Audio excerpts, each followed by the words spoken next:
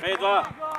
Promijeni strane. Okay. Dvije prvenstvene kup utakmica, nažalost sve tri smo izgubili, još uvijek smo bez pobjede, ali bez obzira na snagu protivnika s kojima smo igrali i Varaždin idemo, mislim da smo ipak tu trebali uzeti koji bod, da nije trebalo sad biti 0 na našem kontu. Ali evo, pred nama je Osijek, pokušat ćemo sve da osvojimo bodove, jako se dobro poznamo i oni nas i mi njih i nema tu neke velike filozofije, izađeš van, srce na teren i to je to. Kompletirali smo se, svi su se igrači priključili treninzima, jedino ne konkurira za sastav Čikvar, jer u ugovoru posud ima tu stavku da protiv Osijeka ne može igrati, inače bi bio isto u konkurenciji.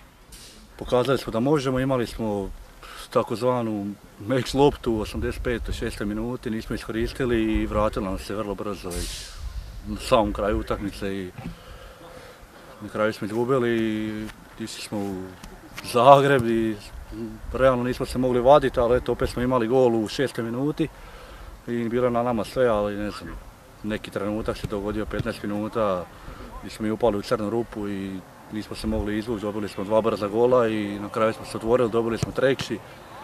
Na kraju, ajmo reći, nesretni smo ostali bez bodova i sad nam dolazi, ajmo reći, opet jedan od jačih protivnika druge lige, susjedi, derbi i na nama je da pobjedimo. Choi Jun-jae iz Koreje, bivši igrač Dragovoljaca, ima pravo nastupa u nedjelju, dok 2 dečka iz Brazila, to su dečki 2001. godište, oni su plod neke suradnje sa akademijom koju imamo u Brazilu, u Sao Paulu i oni su prvi neki izdanci te njihove škole koji su željeli se okušati, doći probati, neka 2 tjedna će s nama trenirati, nakon toga će se vratiti tamo kući u Brazil pa ćemo vidjeti u budućnosti šta nosi, da li neko od njih ili neki drugi, ali evo kažem to ćemo ostaviti za budućnost. Uglavnom to je, da kažem, krenuli neke suradnje, oni su na tom inzistirali da dođu da probaju pa smo im izašli s tim u susret.